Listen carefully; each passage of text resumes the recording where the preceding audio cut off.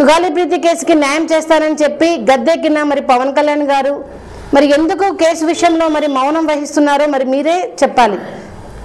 ఇప్పుడు ఇక్కడే సత్యసాయి జిల్లాలో ఉన్నారు, మరి మీరు పుట్టపర్తిలో మరి కార్యక్రమాలు జరుపుకుంటూ సంబరాలలో ఉన్నారు.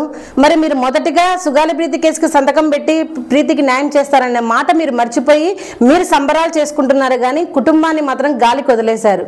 మరి మీరు నిజంగానే మీ కుటుంబంలో ఏదైనా జరిగితే శిక్షలు వేస్తారా, లేకపోతే కనుక వేరే బాధిత కుటుంబానికి కూడా శిక్షలు వేస్తారా అని అడుగుతా ఉన్నాను.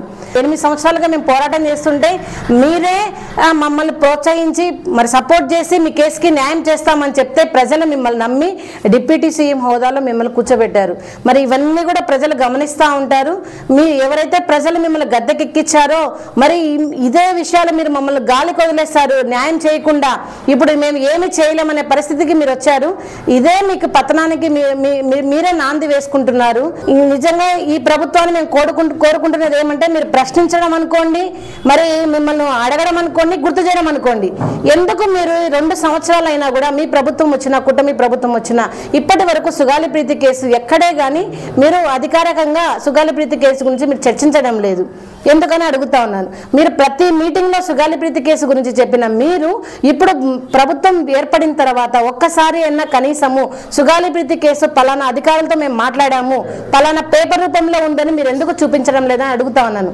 మీరు సిబిఐకి ఇచ్చారని కంటతుడుపుగా మీరు మాట్లాడడము మాకు ఎవరే కానీ అధికారికంగా చెప్పలేదు. ఇది ఒక కంటతుడుపుగానే మేము అనుకుంటున్నాం. మేము చేస్తున్న పోరాటంలో మీరు అడుగడుగున ఆటంకాలు పెడుతూ ఉన్నారు.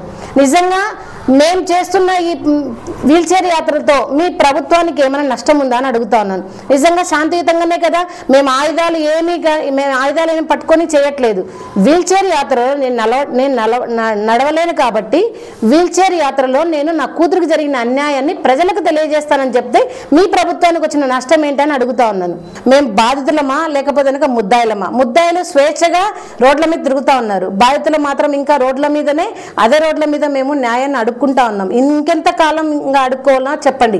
మీరు న్యాయం చేస్తారా చేయలేరా చెప్పండి. చేయలేరన్నప్పుడు ఖచ్చితంగా మా పోరాటం మీద మేము చేసి చూపిస్తాము అని